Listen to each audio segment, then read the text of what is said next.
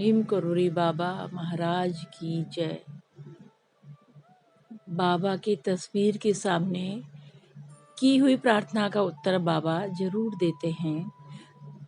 बाबा अक्सर एक भक्त जो गरीब था उसे बुलाकर लंबी तीर्थ यात्रा पर ले जाते थे। वो भक्त बिना किसी शिकायत के राजी हो जाता, जबकि उसे कभी-कभी अपनी यात्रा के लिए पैसे भी उधार लेने पड़ते थे। एक बार महाराज जी ने उसे बद्रीनाथ साथ चलने के लिए कहा।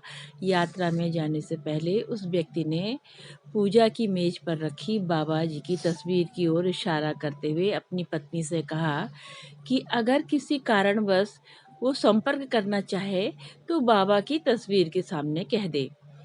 संदेश उस तक पहुंच जाएगा, क्योंकि वो बाबा के साथ रहेगा।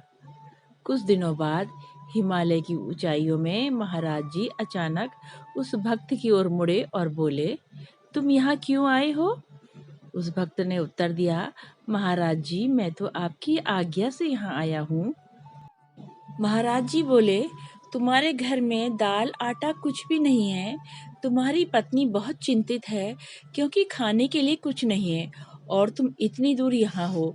तुम्हें कम से कम उनके लिए दाल रोटी का प्रबंध तो करके आना था। परंतु महाराज जी के साथ सारी भक्तों की चिंताएं एकदम लुप्त हो जाती हैं और उन्हें महसूस होता है कि उनकी भलाई के लिए ही बाबा सब संभाल लेंगे।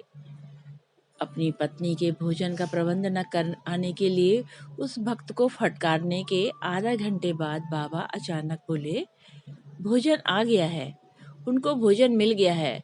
कश्मीरी माँ ने उनको दे दिया है, चिंता मत कर। जब वो भक्त यात्रा से वापस लौटा तो उसने अपनी पत्नी से पूछा। उसकी पत्नी ने बताया कि जब घर में खाद्य सामग्री समाप्त हो गई थी तो उसने महाराज जी की तस्वीर के सामने प्रार्थना की।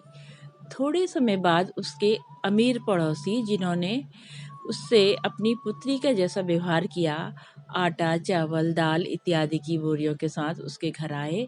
फिर अचानक महाराज जी की तस्वीर के सामने धन्यवाद दिया। जय गुरुदेव, जय जी महाराज, जय गुरु महाराज की जय हो।